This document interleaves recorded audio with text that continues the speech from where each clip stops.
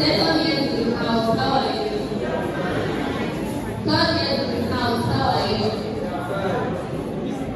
Fourth year in the house, how are you? Final year in the house, or graduate in the house, how are you? Okay. So moving on to the next academic session. Please can you mention decorum, please? Decorum, please. Thank you. So moving on to the next panel session. And this is leveraging opportunities and internships. So before I go ahead to call on the panelists for this session, I would like to invite the Vice President-elect of LOSA to say one or two words. Thank you very much. Okay, so the first person in the house saying hi. I didn't really hear a lot of hi. And then the second person in the house saying hi. Everyone hungry? Okay, we have snacks over here. Just to say, I'm speaking here basically. I just want to remind you to listen to this session in particular because it's very, very important. I remember sitting down here in the practical and 2.0 and I was listening to Justice Ukal for now. I think that recently been called her, and then I listened to other persons and the Justice's story really struck me. And I remember telling myself down there that I was really going to get internships. And after I just left this hall, I followed through immediately. So this session I'm about to listen to now is something that is very calm. It's something that will help you. It's something that, if you listen and you're able to strike a relationship or a call with one of any of the speakers, it's really, really important to the next phase of your life and enjoy that as a law student. So thank you very much. Please a round of applause for Innocent Uzoma as she comes up on the stage. And finally, let's have Ruth Chukwu, Senior Advocate of the University of Nigeria. This session is called Perspectives of Academic Excellence and Handling Academic Difficulties. Thank you. You see this panel? Can you see fire on your head?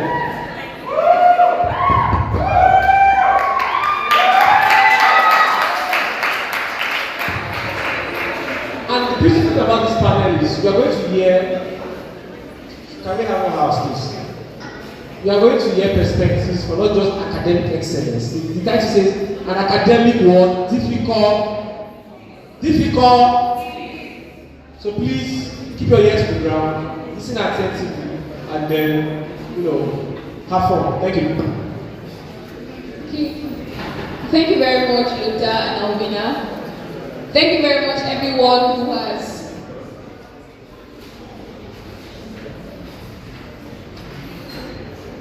Okay, so thank you very much, everyone who has waited up until this moment. We're glad that we're here.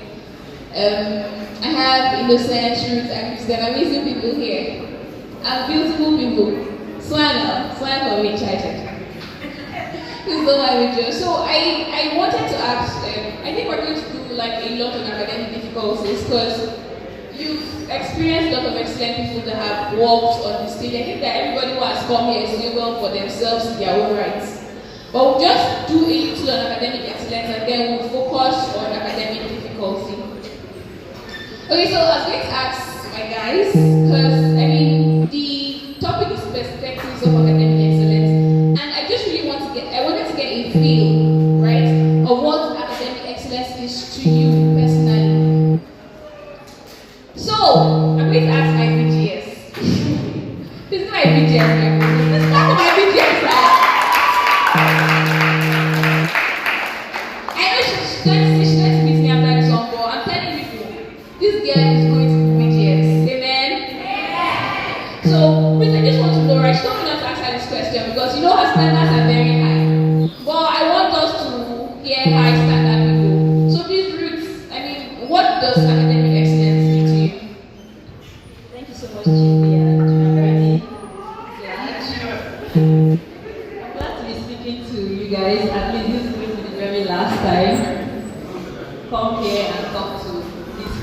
crowd. So for me, I think academic excellence is just not about grades. Although grades are very important to be part of it, right? But academic excellence for me is just not about making one A in your contract and then failing out in other parts, right? And also not getting academic excellence is not failing one course and, sorry, not completely. First, I said academic excellence is not passing one course and failing the rest. Academic failure is not failing one course at any point. I see it as something of consistency. So for you to say you are paying academic excellence means you are consistent in what you are doing. So if in first year you made a 5.0 and then in your second year you are on a 3.0, would you say you are paying academic excellence? Of course, but nobody is going to say that. So it's something that has to do with consistency. It's something that has to do with you working hard every day because it's easy to get to a top. It's easier to get to the top than maintaining that top position. A lot of people, sometimes people look at me like, you can never fail. It's not true. There are times to have failed. But it's not being consistent in failure that's academic excellence. It's being consistent in your success. It's being consistent in maintaining those good grades. Although there are situations where they don't come, it's not as easy as that. There are times where it might not always go your way, right? It's just not possible. In this faculty, it's not possible for it to always go your way. I've had C's in this faculty. I've not had G's actually, but I've had C's in this faculty. But for me, academic excellence is just trying to maintain those very good grades first. And even if there's any point in time where you drift, you don't remain down, right? You don't remain seated on the ground. You have to still wake up to those your dreams. Just still wake up to that academic success or that academic good grades and keep moving, right? Keep moving until you get to the top of the ladder. Not just getting to the top of the ladder, but maintaining that height. Thank you so much. Try to dance together for her. As my biggest was talking, I was catching myself. She said 5.0 and 3 points. In my first day I had and a 3 points, but God is good. Amen. Okay, so I want to hear from you, and it's very 1 minute. What is academic excellence to you? I think the DJs have said it all. But You're not loud. I think the DJs have said it all. But just to add, my own bits to what she has said. Many people want to get academic excellence at the detriment of. Please, I think that when that is going on, sorry, Tony, I know that you're saying right, but forgive me, you're distracting us. Thank you. Okay, so in addition to what she has said, many people want to get academic excellence at the detriment of every other aspect of their lives, and that is not what I would encourage somebody to do. So I would say academic excellence is when you can get good grades, but not necessarily be a bad person or a bad friend to others in the process of getting good grades. So I think that's the only thing I want to add to the definition of academic excellence. Thank you.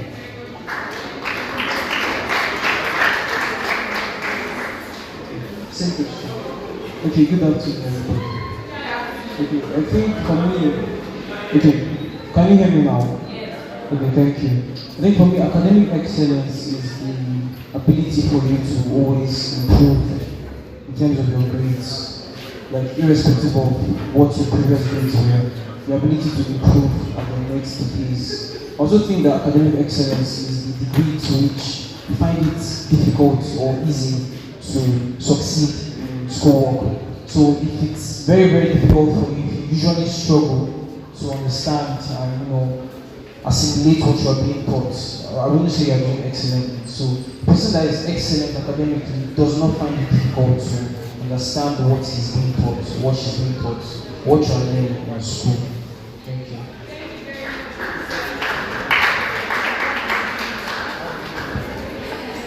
Thank you very much, Christian. Ziba. Okay, I just wanted to distract me. Thank you very much, you guys. So let me just tell you one secret here. I know people were saying, Muna was saying, please, like, I want you to be looking at us, right? I think that this is a very important segment because, as Putin said, whilst it's important to get a lot of things in school, right? Your grades are the reason that you're here. Do you understand? And if you don't do it, I mean, those opportunities will not even be available in the first place. Do you understand? So it's good that you pay attention to people talking. I mean, they are experienced, right? I just told you that somebody has my BGS. They've shown themselves to be people who have gained consistent track record. Do you understand? So thank you very much. Thank you everyone who spoke on academic excellence. I mean, I learned a lot. You know, something very important. I said it's not just your grades, right? It's maintaining good relationships. It's students, right? One way. Your life is get A's and then there's nothing else to you. People cannot see that you're an excellent person, right? But it means being an all-rounder too. So I'm going to ask the second question, and I think this is going to be like, I just want to get one key ingredient. What do you think you can attribute your success to? One or two key ingredients, and why? Okay. My success thus far in Faculty of Law, I'd say I can attribute it to a lot of hard work. A lot of hard work. You know. My birthday was on Saturday, and Ruth Chukwu, my very good friend, and my study partner, they posted a video where I was sleeping, where I was trying to read and I was sleeping. So a lot of hard work. And I mean, okay, there's this movie, Top Gun Maverick. Top Gun Maverick. I don't know how many of us have watched it. I watched it a lot, so you know, I can read. So if you can remember the movie, they gave at the beginning of the movie, he was giving a jet to test, and then while he was testing it, you know, he got to the limit was meant to be 9.0, so he got to 9.0, and he now wanted to ask himself, how fast can this jet really go? And he was pushing the jet to its limits. So to work hard to get academic success, you have to work so hard that you push yourself to the limits. And this is a factor that it's a constant, it's not a variable. You have to work so hard that you push yourself to the limits. So sometimes, you know, I don't read until like a month plus the exams. But then that's because I know that I can push myself to the limits within that period that is left and still understand everything that the course requires. And then there's also the place of luck too, you know. There's also the place of luck too. The fact that the last question you read was what came out, you know. In my third year criminal law second semester, that morning of exam, I was reading a question with all video, and then that was what came out, you know, receiving stolen goods, and then, you know, that was what came out. So there's also the element of luck too. But then luck cannot come in if you don't push yourself to the limits. So I was looking at my transcripts, you know, briefly before coming up to the stage, and there were some courses I made 67, 68 in them. I was asking myself, you know, maybe I should have tried a bit harder. Just maybe. You know. So you don't want to be in that position where you ask yourself, could I have pushed harder? If I had pushed harder, would I have gotten this? So you have to learn to walk yourself to the bones. You have to learn to walk it. Nothing replaces hard work. And then there's also luck too. Thank you very much. Thank you very much. So, Ruth? Okay, like I would say first is to understand what would work for you, because if it worked for innocent, it might not work for me. I can't start reading 1 month to exam like I would fail. Yes. Seriously, I can't. Like I don't start reading while I'm at home before school resumes, and it might not work for everyone. But you have to first understand what will work for you. There are people that can come to me, there are people that must come to class to understand. There are times that if I don't try to read that on your own and it's not entering, but as a lecturer teaches that topic, you go back and you are reading and you are seeing that, okay, I can actually understand this topic right now. So if you see that it's coming to class that will work for you, then you will work with it. If you see that it's personal studies, that would work for you, then you go with it. For me, reading on my own work, but it didn't work as much as it worked when I formed a very serious academic study group. So these people would come, wake me up at 2 a.m. and say, wake up, it's time to read. And we started studying together. And I noticed that when I started working together in a team, started teaching people, I noticed that my grades improved.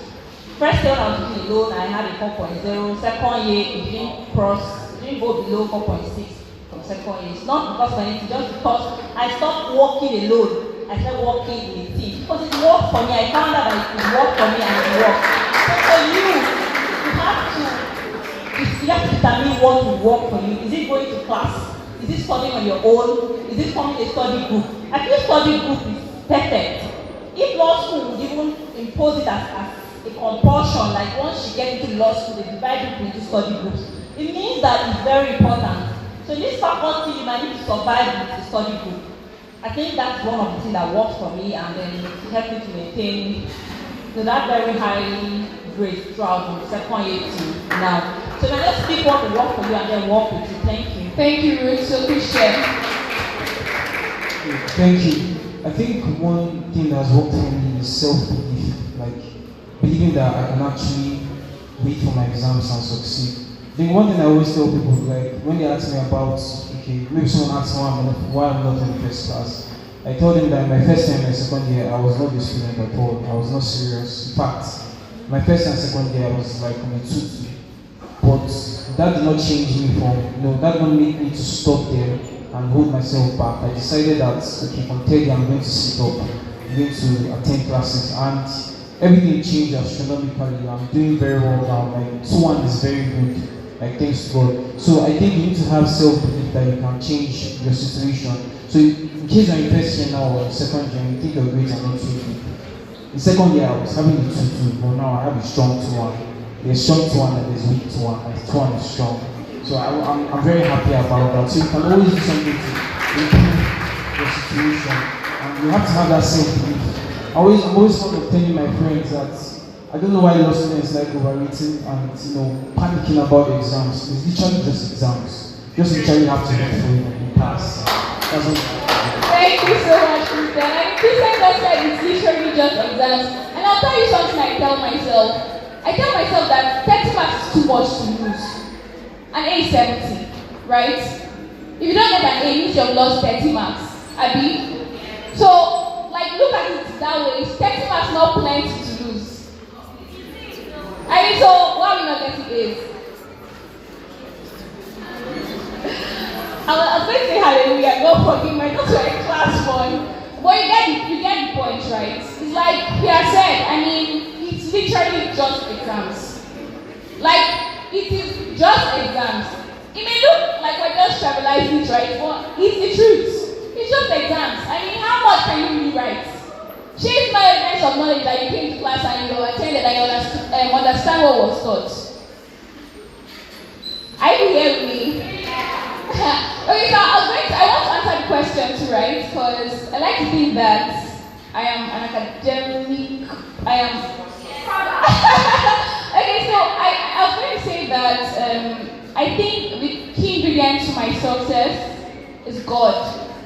And this is not, sometimes people just say, no, calm down. Sometimes people just say it because you feel like, if I don't give God glory anywhere else, so let me just say it so people will feel like, they'll feel good about something, right? Or they'll feel like I'm a proud person. See, I tell you that I am one of the most confident persons that you can meet, right? It's just, if there was time people were saying self-love is too bad, it was me they were talking to. In secondary school, my friends told me actually are very proud. So it's not a question of, I don't know that people work hard, right? But your friend said that hard work is not a variable, and I agree. I'm going to say something, I want you to write it down. God will not do for you what you must do for yourself. People say what God cannot do does not exist. Remember, I don't say God cannot do, I say God will not do for you what you must do for yourself. The only thing God will do for you is what He's sure that you cannot do for yourself. So if you can read your books and not read your books, you will fail. As in very well. If you come to classes and you're not coming to classes, you will fail. Because God knows you must do it for yourself. God does not encourage laziness. Right? So that's something I learned, and that God will not do for you what you must do for yourself. But God will give you the grace to do for you what you cannot do for yourself. And in those moments where you should make a B, a lecturer will call you and say, "Guy, you were active in my class, I want to upgrade you." That's happened to me before. Right? The moment they are removing marks from people's results, the lecturer calls you and makes sure that you're not affected. That's happened to me before. So you see God's favor when you put in work, but when you don't put in work, I mean, what does God want to build on? I mean, we're lawyers. If you can you put something on nothing and expect it to stand? So thank you very much. Just like God's true, like God is important, so God will not do for you what you must do for yourself, but God will give you favor and all the grace you need if you do what you must do for yourself. Yeah, so Ruth said that discussion groups worked for her. I just like to go around the table again and ask, I mean, as individuals, what do you think works for you? What do you think has kept you where you are? Yes, Innocent. I think Ruth, you've already answered, so just two of them. Yes. Okay. First off, I think it's key to what is key is actually understanding yourself. So, for me, I would say one thing has worked for me over the years. I'd say my style of study has evolved over the years because I've gotten to understand myself better. Now, in first year, I just basically used to read, attend lectures. In second year, I didn't used to solve past questions in first year. I didn't think that they were necessary. Although I attended a couple of tutorials that were organized. And then that was one of the things that affected me too. In second year, I began to understand the importance of solving past questions. You know, when you offer a course like constitutional law, where I'm giving past questions as far back as 10 years, or taught, you begin to understand the importance of solving past questions beforehand, understanding them. Many times when you read through past questions, even if it's 5 years back, you see a pattern, you understand the nature of what they expect from you in the exam hall. And I'll say that, for example, now there was a course we wrote in final year, and then for a lecturer's part, all we did was to copy the immediate past question of the past year and just put it. It's an elective though. So I'll say that if you read past questions very well, you have 60% chances of making an A in the exam hall. Because even if it doesn't come in the form that it has come in the past question, it will be very similar. It will be very, very similar. And when I say reading past questions, I don't necessarily mean start solving it on a postcard sheet, issues, it works for some people. But for me personally, when I just basically do ask myself, what does this question require? And then once I can list out the ingredients in the example, I can easily flesh it out so far I've read. So I'd say that was what I discovered in second year. In third year, and towards the end of the second year and the third year, I began to understand that attending lectures works for me, but many times it doesn't work for me. So I attend 50% of lectures, and I don't attend 100% of lectures, although people find it hard to believe because they think I'm someone that's always in all the classes. After you come and carry my notes. Wow. So what I used to do was, towards the end of each, maybe 1.5 months to exams, I get all the recordings for all the lectures that have been taught, and I start listening to them.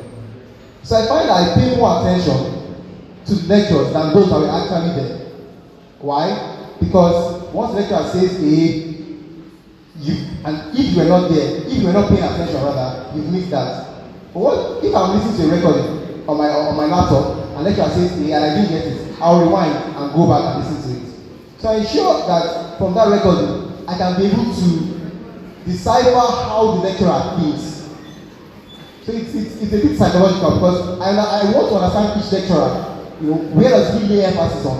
How does he want you to answer his questions? What does he teach in class? So that's what I started doing from late second year towards third year, even up to now. Listening to recordings of the class. Listening to recordings of the class. And it's something that really, really helps me. Some people prefer to read with notes, but I think audio works better for me. And I'll say it's something that really helped my grades over the years. And then also, another thing that helped me was learning how to come close to lecturers on a personal basis.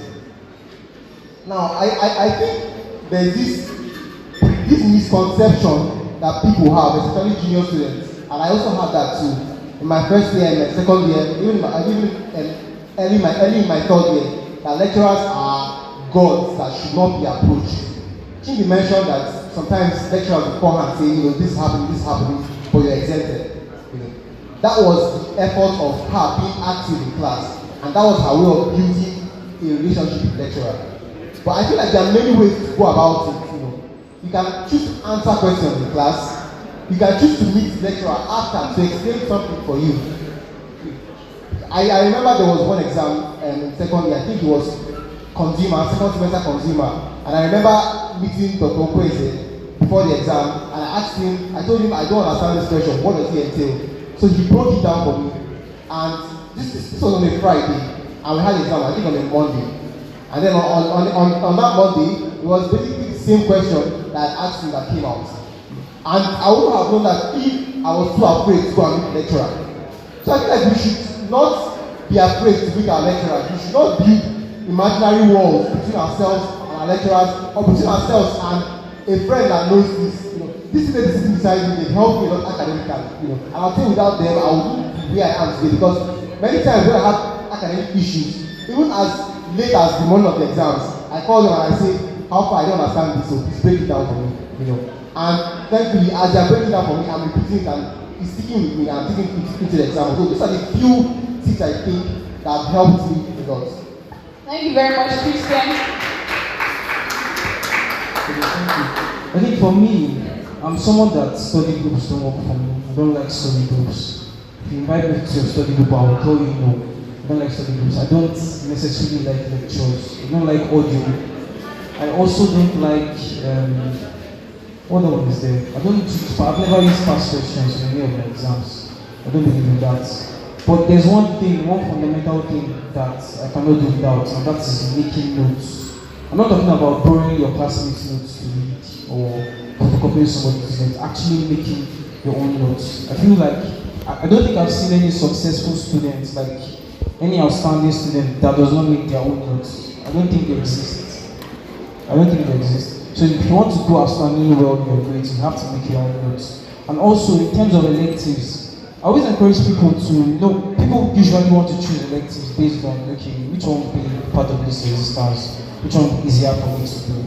I always encourage people to choose electives based on your passion, because in the event that you are not able to read enough for your exam, maybe an elective, it is your passion for that course that will enable you to pass. Let me give an example.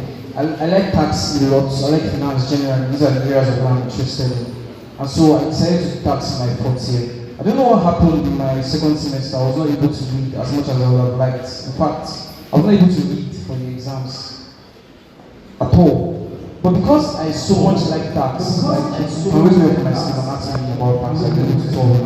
I know tax so well. I know tax forms and asking, I will even cite particular provisions like the law that's talking about. Because of that passion, I was able to use that and I succeeded in my exams. Assuming I chose the course that I did not like, but I just wanted to do it because I thought it was easy, I would have failed that exam.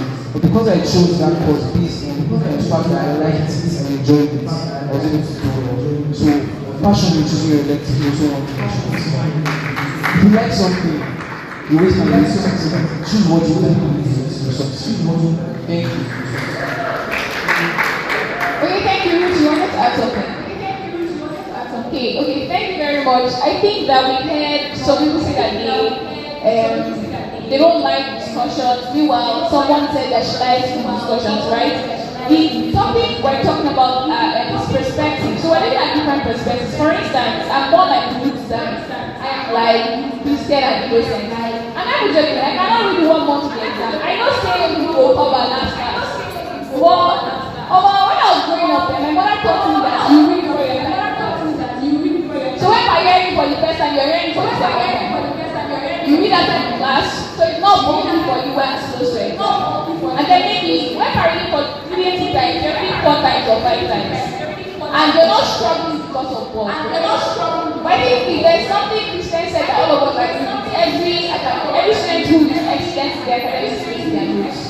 Yeah? Ruth, you make your notes.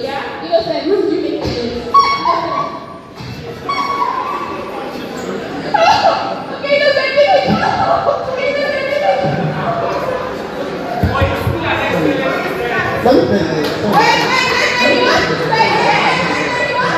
I know that I may have given the impression that I am not the same. But I am, So do you make I actually make my notes from the records. So that's why I say Yeah. perspective right now. So I make my notes follow the records. Thank you very much. That was what I wanted to say. They want to that everyone makes them. Even Lothar by shouting, Lothar makes the notes. And let me not, Lothar calls me for my notes. Why you don't like this? My notes after calling me for my notes. You tell me Chidiebere, I will check directly for my life. Lothar used to type his notes. Patrick will write his notes and write like 5 minutes and then to write mathematical equations. Like here, you must write. I'm serious. Like you can just do faculty of law and do well without writing, but you will stand out. You must communicate what you're learning in your own words. So you must write. Let's say something about electives. I'll give you 30 seconds and then we'll go to the 10 minutes. It was really a personal perspective. When I was in first year, I offered tax and nutrition. So I remember while I was in the process of choosing my electives, and then some senior colleagues were like tax, arbitration, ball games, MD, that. But I have interest in corporate law, so I said, these are the best things for me. So I went into them and I put in my best. I put in my best, and all these things I had earlier said, and I made 3 A's and 1 B. So I just feel like you should always go for what you want. Not necessarily what everybody do. Okay, thank you very much, Innocent.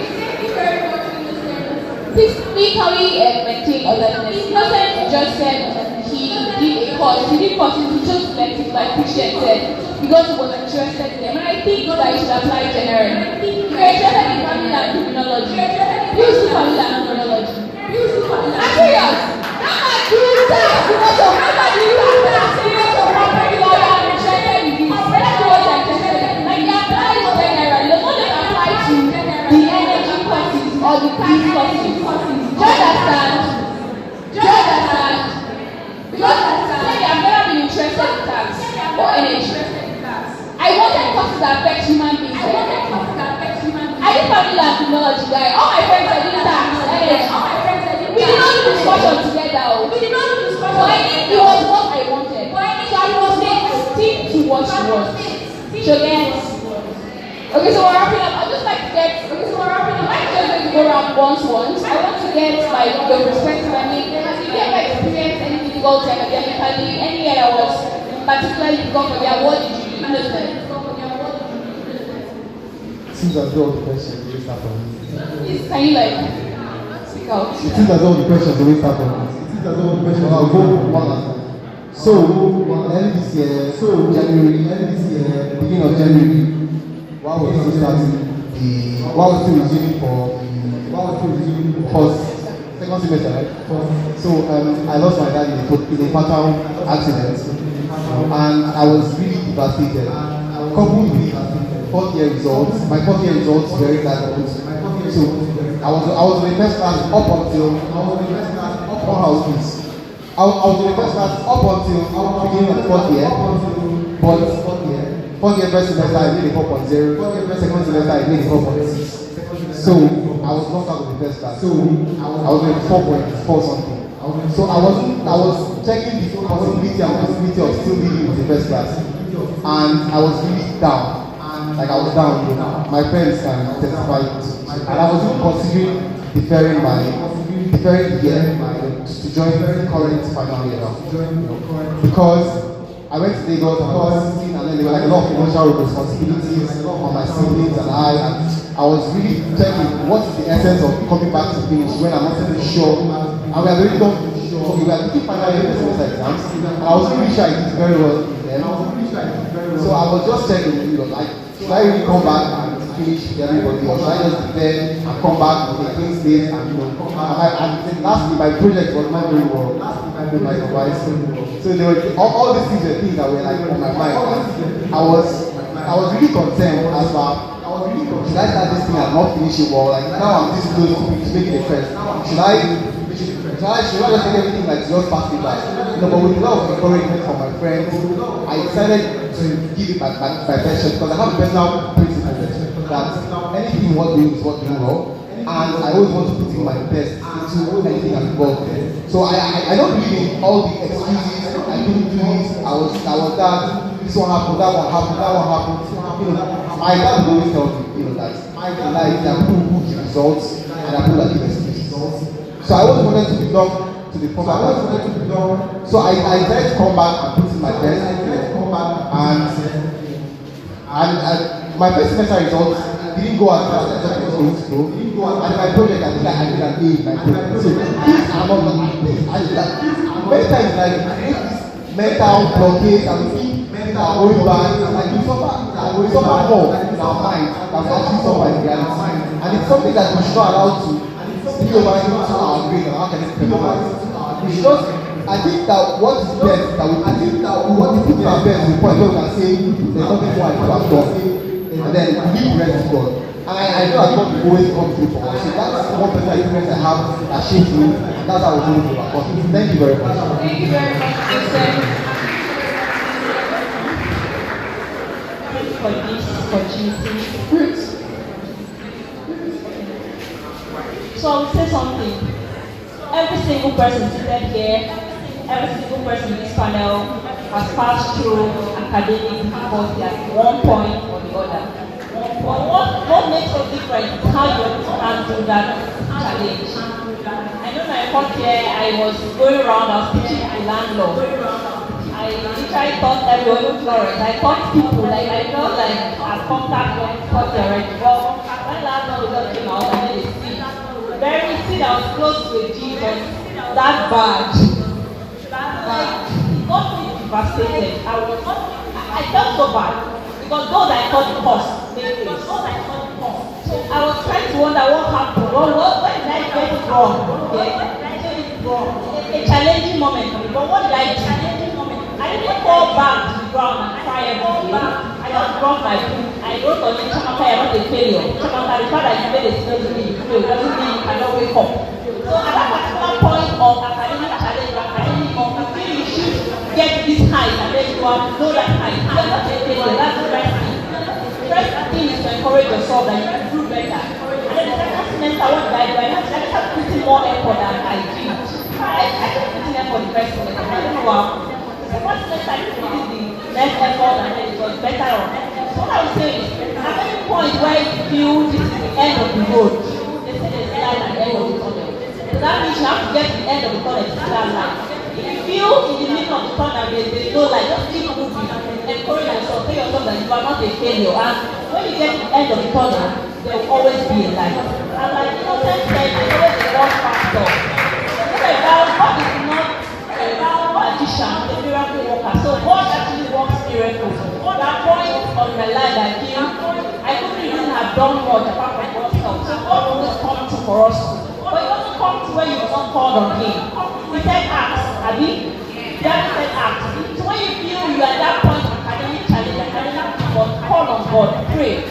He listens. This Bible said that when we are yet speaking, He answers us. So when you are yet speaking, answer He come true for you at every point in time. So tackle academic challenge, first encourage yourself, and then next take your spot of prayer. Thank you so much, Ruth. Appreciate it. Okay, like I earlier said, as at my second year, I was in the team. I was able to turn that around because the reason I was able to do that was because I took responsibility on where I was. And I decided that I was going to improve my situation. One of the things that really helped me was that I started attending lectures. This is a big deal, guys. Do not miss lectures. There's a kind of atmosphere that you get from coming to classes that if you miss, you'll not be able to get on your own, no matter how much you need. It's always good to come to classes. When I say coming to classes, I met people that were able to help me, many people get back on track. So I think, and you also have to have self. I think that's one thing that's always kept me. You have to believe that you're not a failure. And I always tell my friends, it's a great amount of time. You can always find yourself. You can always improve. Please, can you be quiet so you can hear? Can we all hear me? Can we hear me? Can we hear me? So I said, let me repeat myself again. Okay. I said up until my second year, I think I was at Tutu, but I was able to turn that around because I took responsibility for myself and decided I was going to change my situation. And I think one of the things that really helped me was that I started attending lectures. Prior to that, I hardly attended lectures. Attending lectures helps you, gives you momentum for exams and quizzes and all that. My first and second year, I missed quizzes. Like, they told me quizzes going on. I just like, I don't care. And I think part of the reasons for that was because if you're not in class, if you're not in the atmosphere of your lecturer and your peers, you will not see any reason to motivate yourself or to, you will not have a sense of urgency or importance for what you are doing.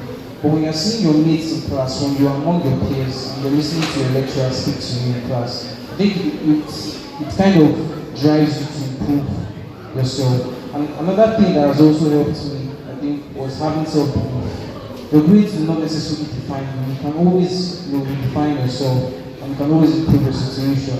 So if you have a setback academically, you can always say to yourself that I can improve next time. So do not allow your poor grades in the past to lead to the future. Thank you. Thank you so much, Christian. Can we clap for him? Finally, I'd just like to say, I think, then if you come to was in first year. This first year, everybody said it's the most easy year, the year that you can pass through when you're sleeping, right? In first year, I came into school. I told you, I was good from secondary school, right? So, calm down, wait. I got 227 in jam. Maybe that will make you stop clapping. Yeah, like my jam score was very bad. Like, I'm serious. I've had some of the best and some of the bad things, like this and like this. I'm like, how far now? What's the happen? I was good in secondary school, right? I went to Federal Government College, and if you go to Federal Government College, you know that they have like a lot of people. So people, I was like, yeah, people expected me to do so well. And then that result came up and I got to 27. That was the first time. That was the first time in my life that I have been academically hit before. Like, formally, I thought that I was a jagaban. Right? I did something very stupid in secondary school. In just 2 days, in primary school, they called best 3 to come out. 1 year, they did not call me. 1 term. And I called one of my classmates. And she did not ask me any question. I went to her. And I told that guy, na mistake, nothing on this world will say you will beat me. She did not ask me anything. Like, she not was saying I was first and you did. Nobody asked me. I was that proud. I thought I was that good, right? And I went to her and I said, guy, in this life, you know he passed me. That was how proud I was. I thought I was so, like, she did not ask me any question. Right? And, fast forward to, I thought I had started changing. And I remember in SS3, someone told me, my close friend, and she's like, Chidi, you're so proud. And I went to that and cried. It was very funny. I cried and I brought the Bible. And I started looking for stories of people who were proud, check their characteristics and compare with my life. And then that result came out, and I got to 27. I was white girl. My mates were getting to 80 something, and something. And I was like, God, how far? 9 years and I put for law. How is it going to happen? Right? So I had seen God saying, okay, this moment is to teach you, right? Now the story is long, but just know I got into law and I got on the merit list. Right? That was because somehow there was no post-CCN. If you also see me, I'm not joking with you, I'll probably not be here at the end. I just felt like it was providence, the hand of God. Right? Now, first year, I came and I was everywhere. In first year, I knew all my classmates by name and surname. If there was anybody that was social, in first year, I got the Luster Award for Legal Revelation of the Year. If there was anybody, I could be, if I passed Libyan, I must bring almost everybody I passed. If you call me, I'll come out. Like, if you call me by past 10 or 11, as long as the Lord loves you hostel and you're there. Right? I was a Christian. This does not mean that I'm just saying I was not partying or anything, but I was too available. Right? I didn't have limits. First year, first semester, I had 4.5. I was still like a smart girl. I mean, after everything, you still run now. Second semester, I had a 3.9. And I could not believe it. I got C use of English. I got C natural science. I packed disease. Right? I mean, I came back and I was like, wait, God, like what just happened? I came into this school a goal. I told myself that I was going to be very first class. And that first year, just small thing, I could not believe I'm again. Like it was devastating. Right? I was like, God, how far? I thought I was good. And then I just saw the result. I'm like, okay, what are you going to do? That time I went to God and I said, God, I need, like I said, God will not do for you what you must do for yourself. He won't do for you what you cannot do for yourself. I told God I need a strategy. I was not telling God, let my lecturers give me A when I did not read. I said, how can I read and how can I do well? Right? And except I was dying, I don't think I ever missed a class. And I'm telling you, I did not die, so you know what I'm saying. Like, I wanted to be the student. Sometimes I tried to be the student that people would ask what they say in class. I didn't want to be the one asking. Like, I wanted to be the one that people say, can I get your notes? Do you get? So the point is, I mean, if it's academic difficulty, I had it. So if you're in first year or second year, you're feeling like you cannot turn around. Christian told us I had it 2 years, and he turned it around. In first year, I cancelled my second semester. I told myself mentally that it did not happen. I'm not even joking. If you ask my results in first year or second year, I'll tell you, I had a 4.5 in first year, guy. I was so proud of what I had gotten that I didn't even tell my parents about it. Like, I was lying to my parents. I was telling them I had a 4.5. Because, I mean, my parents were like, Chidiebere, it will make us proud. And I was telling them, 4.5, meanwhile, I mean, my GP was, I think, 4.0, like cumulatively or 4.1. Right? And then I think, fast forward, I told myself, God, I'm going to serve you, and I'm going to go to class. I will do what I should do, so that when I know that it went wrong, it will not be my fault. Do you know that for every time I've not made an A in course of second year, I know why? Like, is that because I did not do something I was supposed to do? I'm serious, like, because I told God this has to be an intentional thing. If I'm going to come back, it's going to, I mean, I got a 3.9 in 1 year. I never had below a 4.5 in every year, but until third year, I did not get back to a first class. Like, that's how bad it can be. You think that any just one mistake. Like, my mates, like, I was getting 4.8, but I was still struggling. Like, I mean, I had to struggle. It was third year I got 4.50 on the dot. Then fourth year, God now showed up and miracle happened and I came up. But you get the point. The point is all of us here, I mean, we have our stories. We have issues where, I mean, I remember Ruth talked about her landlord in evidence, right? We wrote evidence second semester exam the day first semester result came out. I had industrial law 2 days after. I went to check my results and I got a C. I thought that I had passed C's after first year, right? And so third year I saw like a C. And do you know what lecturer told me? He told me, you would have even done worse. We just helped you. And I was writing the exams. Steph was in class, I think she has left. Okay, Steph is here. We came to read. I stood up and I said, I cannot read, guy. I woke up by 3 a.m. and I was crying, but I thought I did not know who did it. Like, I mean, it was that, but I had to call my mentor, and then he called me by parents, like, hey, Chidi, forget what just happened, and move on. Like, you have the exams following. And next semester, I think I did an A in Nigerian second semester, and an A in industrial law. So, my guys, there is nothing that you cannot do, right? I've been like standing, and I know that all of us are tired. So I'm not going to go around the panel again. I just want you to remember that you may have suffered some difficulty. All of us is different, right? We have different stories. I'm sure Luther will share his story.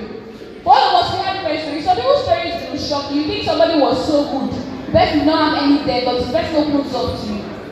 So please, I beg you, while it's still early, the reason we do clarity corner is so that you can know, so you don't make the mistakes that people made. Right? I mean, the reason we do this thing is so that it's better for you. In our set, the first semester, we have 3 A's in equity. In the next year, we have 37 A's. Do you get? The point is so that people who are coming after you can do better. So please, if you have any issues academically, like Innocent said, talk to lecturers, talk to people. Don't keep quiet about it. And I'm sure that God will see us through. Thank you very much, Okay, so please, we're going to respectfully bow out. Thank you for having us. Please, a round of applause for them.